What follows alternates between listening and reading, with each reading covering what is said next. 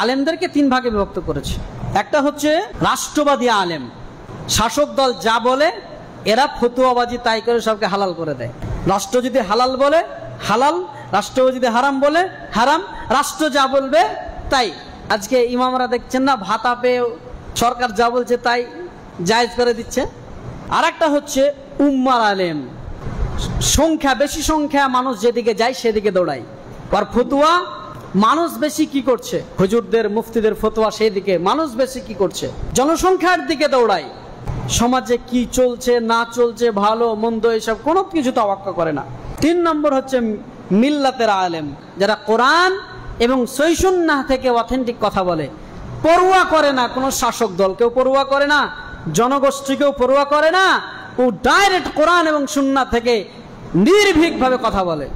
এরা হচ্ছে মিল্লাতের আলেম। সমাজ সংস্কারের কাজ আলেমরা করতে পারে। বড় পরিতাপের বিষয়, আলেম সমাজ আজকে রাষ্ট্রের কাছে মাথা বিক্রি করে দিয়েছে, সাধারণ মুরল সর্দারের কাছে মাথা বিক্রি করে দিয়েছে, ভয়ে আর কথা বলে না। হ্যাঁ, আর আল্লাহ তাআলা আমাদেরকে কিছু এই নামধারী মুখোশধারী আলেম থেকে আমাদেরকে হেফাজতে রাখেন। এরা এমনভাবে সমাজকে নষ্ট করছে যে বলার শেষ নাই।